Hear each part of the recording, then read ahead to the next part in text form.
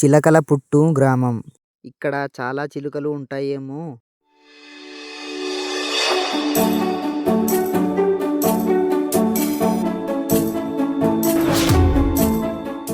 చిలకలపుట్టు గ్రామం.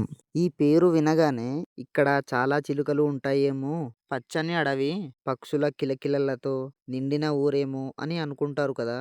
కానీ నిజం చెప్పాలంటే ఇక్కడ చిలుకలు ఉండేవి, కానీ మరి అంత ఎక్కువ కాదు. ఈ పేరు వెనుక ఉన్న కథ, ఈ గ్రామ చరిత్ర చాలా లోతైనది, చాలా రహస్యమైనది, ఇంకా చెప్పాలంటే భయానకమైనది కూడా. అందుకే ఈ వీడియోలో చిలకలపుట్టు గ్రామం వెనుక ఉన్న అసలు నిజాన్ని, అక్కడ ఉండే ప్రజలు ఎదుర్కొన్న భయంకరమైన అనుభవాలను ఈ స్టోరీ రూపంలో తెలుసుకుందాం. మీరందరూ బాగుండాలని మనస్ఫూర్తిగా కోరుకుంటున్నాను.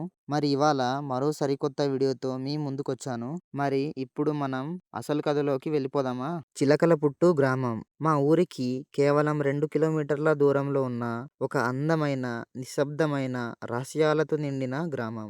చిలకలపుట్టు. ఒకప్పుడు ఇది జీవించడానికి అన్ని సదుపాయాలు ఉన్న సంపూర్ణ గ్రామం. తాగడానికి స్వచ్ఛమైన నీరు, పండే పొలాలు, పుష్కలమైన భూములు, అడవుల్లో లభించే ఎన్నో రకాల పండ్లు, కాయలు, దుంపలు, అసలు దేనికి కొదవలేదు. అక్కడి ప్రజలు ప్రకృతితో కలిసి సాధారణంగా, ప్రశాంతంగా, ఆనందంగా జీవించేవారు. పొద్దున సూర్యోదయంతో పని మొదలుపెట్టి సాయంత్రం సూర్యాస్తమయంతో కుటుంబంతో కలిసి గడిపే మధురమైన క్షణాలు.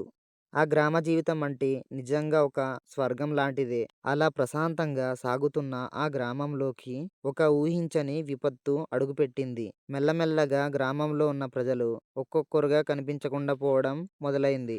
మొదట ఎవ్వరికీ అర్థం కాలేదు, ఎక్కడికి వెళ్తున్నారు, ఏమైపోతున్నారు అని. కానీ కొన్ని రోజుల తర్వాత బయటపడింది భయంకరమైన నిజం.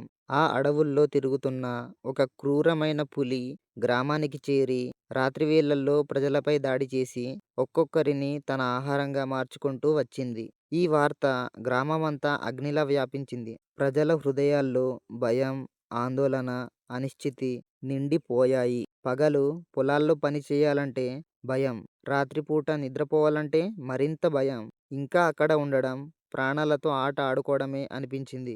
అప్పుడు గ్రామ పెద్దలు, ప్రజలంతా కలిసి ఒక కఠినమైన నిర్ణయం తీసుకున్నారు.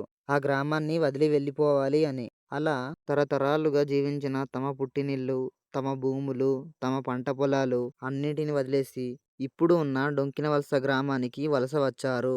ఆ రోజు నుంచి చిలకలపుట్టు గ్రామం నిశ్శబ్దంగా, ఖాళీగా, జ్ఞాపకాలతో మాత్రమే మిగిలిపోయింది. అప్పట్లో అడవుల్లో పులులు, ఎలుగుబంట్లు, తోడేళ్ళు, నక్కలు చాలా ఎక్కువగా ఉండేవి. కానీ ఇప్పుడైతే అటవీ శాఖ చర్యల వల్ల పులుల సంఖ్య చాలా వరకు తగ్గిపోయింది. అందువల్ల ఇప్పుడు అంత పెద్ద భయం లేదు. కానీ అప్పుడు ఎదురైన ఆ భయం, ఆ వలస వెళ్ళిన క్షణాలు ఇప్పటికీ పెద్దల నోట కథలుగా మాత్రమే మిగిలిపోయాయి. ఇదే చిలకలపుట్టు గ్రామం వెనుక ఉన్న నిజమైన కథ, మర్చిపోలేని రహస్యం.